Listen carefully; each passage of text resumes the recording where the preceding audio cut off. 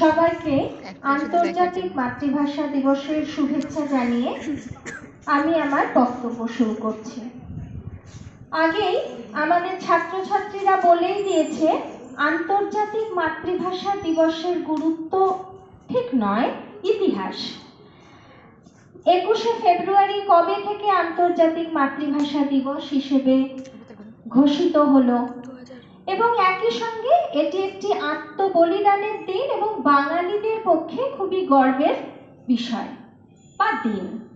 তবে এখানে একটু শুধরে নেওয়া দরকার, শুধু বাঙালিদের নয়, পৃথিবীর সমস্ত ভাষাভাষী মানুষদের ক্ষেত্রেই এই দিনটি একটি গৌরবের দিন।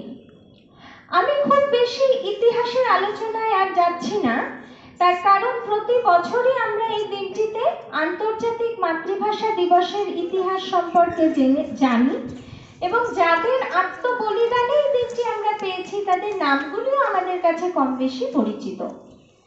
আমি সরাসরি চলে যাই, আন্তর্জাতিক মাতৃভাষা দিবসের তাৎপর্যটা কি আমাদের কাছে।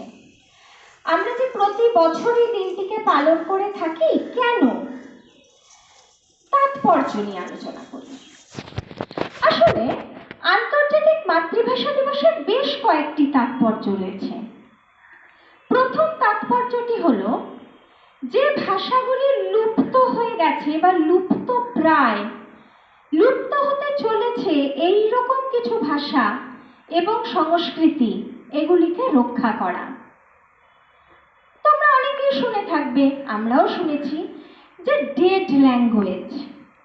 আসলে একটি ভাষা কখন ডেড হয় জানো তো? যখন সেই ভাষার মধ্যে নতুন কোনো শব্দ এসে না মেশে। এবং তোমরা হয়তো ভাববে, কোনো একটি ভাষাতে কি ধরনের শব্দ মিশলে সে ভাষাটিকে বাঁচিয়ে রাখতে পারে? নিশ্চয়ই সেই ভাষার উপযুক্ত কোনো শব্দই তাতে মিশতে হবে না। যেমন আমি বলছি, আমাদের বাংলা ভাষায় যদি খুব সাধারণ কিছু ভাষা এসে না মিশত, যেমন কোট আনকোট আমরা কথায় কথায় ব্যবহার করে থাকি চাপ নিস না, গুগল কর, তাহলে কিন্তু আমাদের ভাষাটিও হয়তো খুব কম লোকে ব্যবহার করত। তাহলে বুঝতে পারছো তো, ভাষার ঐতিহ্য রক্ষায় এই ধরনের শব্দগুলো ভীষণ দায়িত্ব পালন করে থাকে। তো যেই সমস্ত ভাষায় এই শব্দগুলো এসে মিশেছে সেগুলি আজও জীবন্ত। এবং আমরা লুপ্তপ্রায় ভাষাগুলিকে কেন লুপ্তপ্রায় বলছি, তার কারণ ধরো অনেকে বলছে সংস্কৃত নিয়ে পড়াশোনা করবি, ও তো ডেড ল্যাঙ্গুয়েজ। তার কারণ সংস্কৃত আমরা সাধারণভাবে ব্যবহার করতে পারি না। তাহলে বুঝতে পারছো, একটি তাৎপর্য হচ্ছে ভাষার বা লুপ্তপ্রায় ভাষাগুলিকে রক্ষা করা, লুপ্তপ্রায় সংস্কৃতিগুলিকে রক্ষা করা। কারণ আমাদের মনে রাখতে হবে, প্রতিটি ভাষার কিন্তু নিজের কিছু সংস্কৃতি রয়েছে। তোমাদের অনেক সময় আমি বলেওছি যে আমরা এত রাস্তা দিয়ে আসি, কোথাও তো আমরা দক্ষিণ রায়ের মন্দির দেখি না, কিন্তু সুন্দরবনে গেলে আমরা কিন্তু দক্ষিণ রায়ের মন্দির দেখি, আমরা বনবিবির মন্দির দেখি। ভাষা শেষ ঐতিহ্যকে বাঁচিয়ে রেখেছে। তার মানে লুপ্তপ্রায় ভাষা এবং লুপ্তপ্রায় সংস্কৃতি দুটোই রক্ষা করা। দ্বিতীয় হচ্ছে ল্যাঙ্গুয়েজ ডাইভার্সিটি। বিভিন্ন ভাষার, প্রতিটি ভাষার মর্যাদা রক্ষা করা, প্রতিটি ভাষার যাতে সমান সুযোগ থাকে এবং প্রতিটি ভাষার সংস্কৃতি যেন নিজেদের মধ্যে দৃঢ়ভাবে নিজেদের প্রতিষ্ঠিত করতে পারে, সেই দিকটিকেও সুনিশ্চিত করা। কেমন? তৃতীয় হচ্ছে প্রতিটি সংস্কৃতিকে সমান সুযোগ করে দেওয়া। এটিও কিন্তু আন্তর্জাতিক মাতৃভাষা দিবসের একটি তাৎপর্য।